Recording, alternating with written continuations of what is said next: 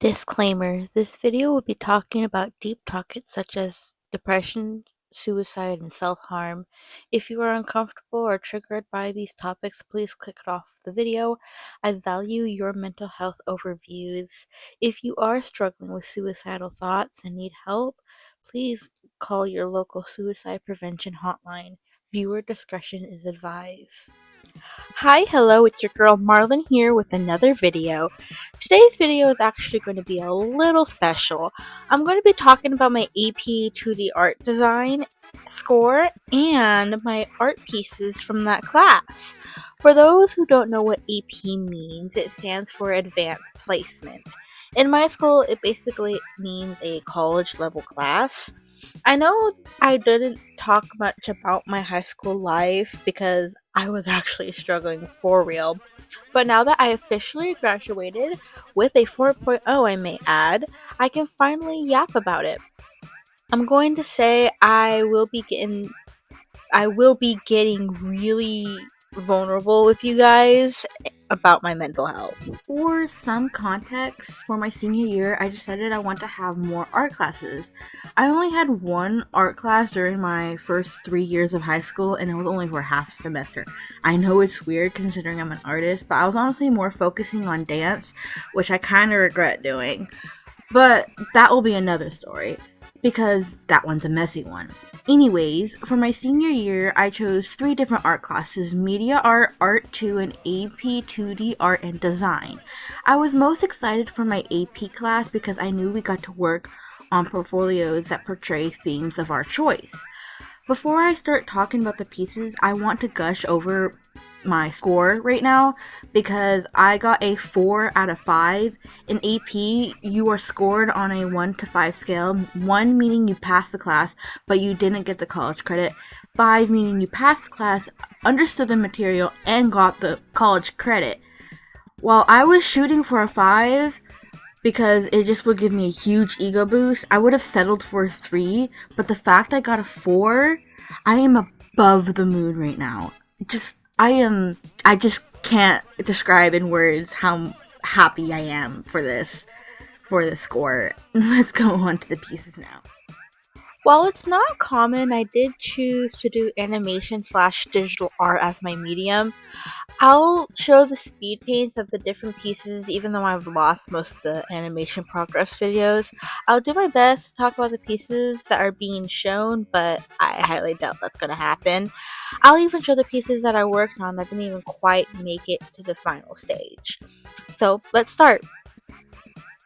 For my theme, I chose to portray depression and anxiety within myself. Think of it as a self-portrait of my mental health. I choose this theme because I have been struggling with my mental health for a long time, for as long as I can remember, at least since I was 12 when I remember the symptoms first showing up. I struggled with my depression throughout high school, but it didn't start taking a toll on me until around junior year, and it just started to bleed into senior year. A lot of it does tie into dance, but like I said before, that is a long story for another video.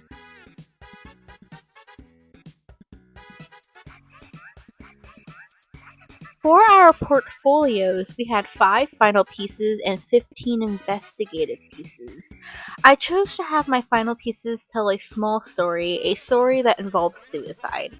I drew my character / persona, who is me, but it's just easier for me to say character or persona, in bed struggling to get up, just laying there with what I called the anxiety monster, which was originally the depression monster until I just changed the design.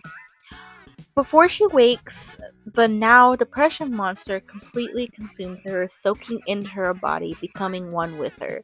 She later just stares off into space, deep into thought, till she is torn away by her alarm. She slowly sits up, staring off into space, before she finally gets up out of bed. She walks over to her bedroom mirror, which I did in fact use my own bedroom as a reference. She stares at herself in the mirror, and the depression monster shows up again, which I'm just going to call the monsters the mental illness they represent. Depression points out each insecurity she has, pointing at her teeth and at her stomach. She then takes a deep breath and puts on a happy face, which doesn't last long. She finds her way to the bathroom where she is visited by depression again. I like to think depression was whispering sweet, soft, warm lies into her ears. Then depression momentarily leaves her, leaving her alone with these negative thoughts. She then notices a pair of scissors on the counter. She grabs them and gives them a look over before plunging them towards her neck. Then it will show her sitting on top of a grave, her hair short, and being visited by a small blue lamb. It actually took me a while to get to this story. I always knew I wanted to explore the theme of depression. It was something I dealt with every day, something I still deal with every day.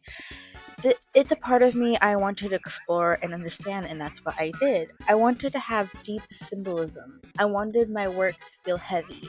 While I don't think I made it as heavy as I wanted it to be, I still feel like I executed it with the voice I wanted to use. I was fully transparent with the feeling, and I wanted it to be in your face that the character was depressed and the character was hurting themselves. You'll see in one of the investigated pieces, I drew my character with self-harm scars, which resemble my own. While it's not obvious with the symbolism in my final pieces, there are a few with deeper meanings. The first 4 pieces were pretty much straight to the point, into your face, though I did purposely make it go to black when you saw the scissors reach her throat. I wanted it to feel as if it could go one of 2 ways. She unalives herself, or she simply cuts her hair. There was a trend a while back on TikTok where they used the quote, "hair holds memories."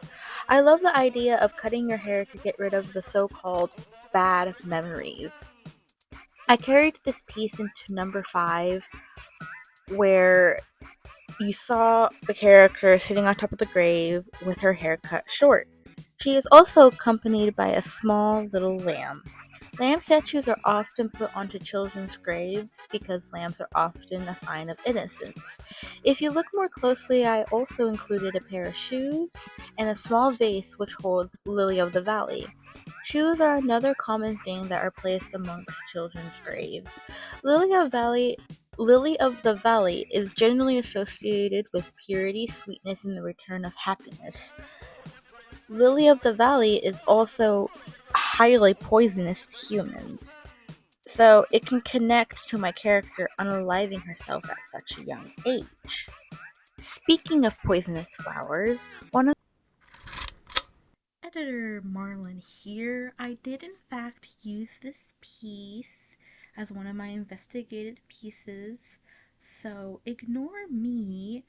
Um, so yeah, now on to the video.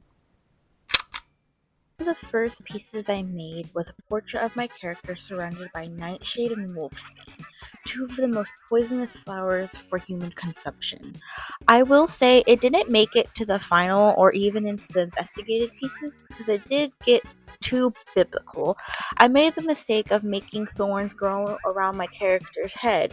I was aiming for mental turmoil, but my friend pointed out that it looked like the thorn crown of Jesus Christ, so I had to scrap it. I don't know what else to say, so let's move on to the investigative pieces.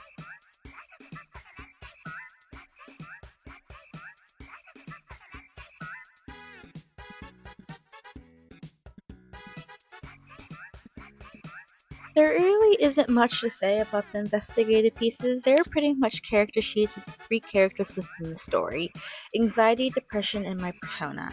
I will say I do have 2 character sheets of my persona. The first one was a rough draft, trying to push more of the elements that matched my own, but when I was animating, I decided to change it because I didn't use the original design at all. It was honestly easier to use one solid color for her.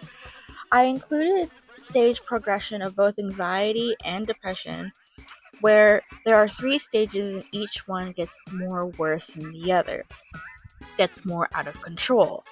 I did pieces that did center around each mental illness. Depression's piece, she is laying on top of my character, weighing her down. Depression always felt heavy to me. When I was having one of my episodes, I always feel tired and I struggle to get anything done because all I want to do was sleep. Anxiety's piece is my character in the middle of a room or void, nude, surrounded by a bunch of eyes. My anxiety always felt like as if someone was watching me constantly, judging my every move, even when I was in the safety of my own home. There are times where anxiety has prevented me from leaving my own house. I included a self portrait because I wanted this to be a reflection of me. I wanted this project to be a part of me. So, of course, I had to include a self portrait. The portrait is actually one of the first pieces I finished for this project. The second piece I ever created for this project was my character smoking a death stick with a monster holding a lighter. I wanted it to read as a bad influence on me, or it makes me want to do harmful things. I want to be clear, I do not smoke cigarettes. I can't stand the stuff. Almost every parental figure I've ever had in my life smoked, and it just connected to a lot of bad memories.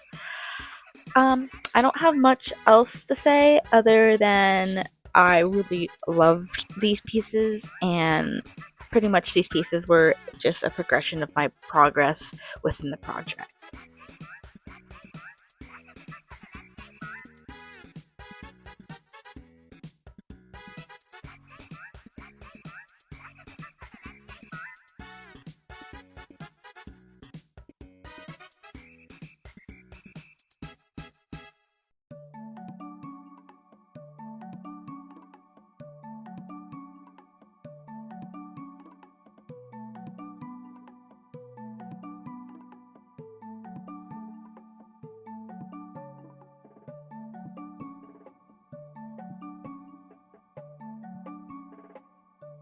Alright, so we made it to the end of the video. I do apologize if it felt rushed.